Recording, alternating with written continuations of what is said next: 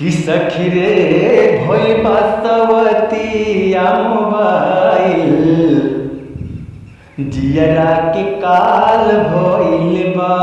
सखी रे भइल बासवतिया मोबाइल जियरा के काल भइल बा।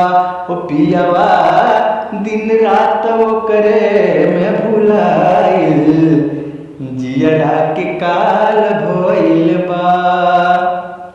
सूती उठी 24 घंटा ओकर में लागल रहे। छछने जवानी हमार दूरे दूरे भागल रहे। सूती उठी 24 घंटा ओकर में लागल रहे।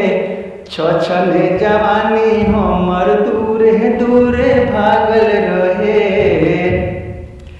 होठवा के उड़ल इस्माइल जियरा के काल भइल बा।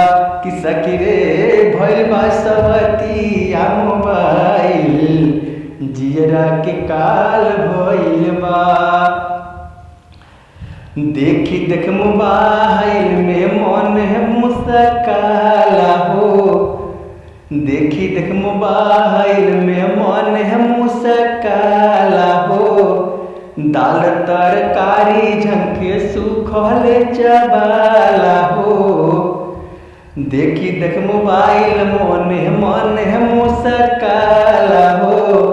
दाल तरकारी झंके रोटी चबाला हो।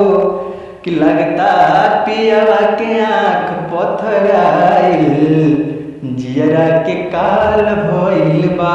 कि सखी रे भइल बासवतिया मोबाइल जियरा के काल भइल बा।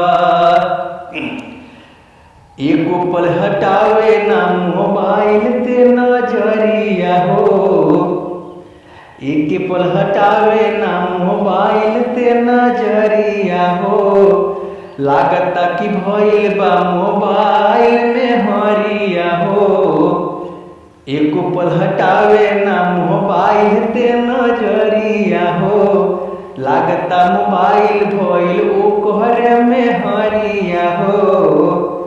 कि मन लागता भुलाइल बा हेराइल बा। कि मन लागता मोबाइल में हेराइल जियरा के काल भइल बा। कि सखी रे भइल बासवतिया मोबाइल जियरा के काल भइल बा। कि पियवा दिन रात करे में भुलाइल जियरा के काल भइल बा।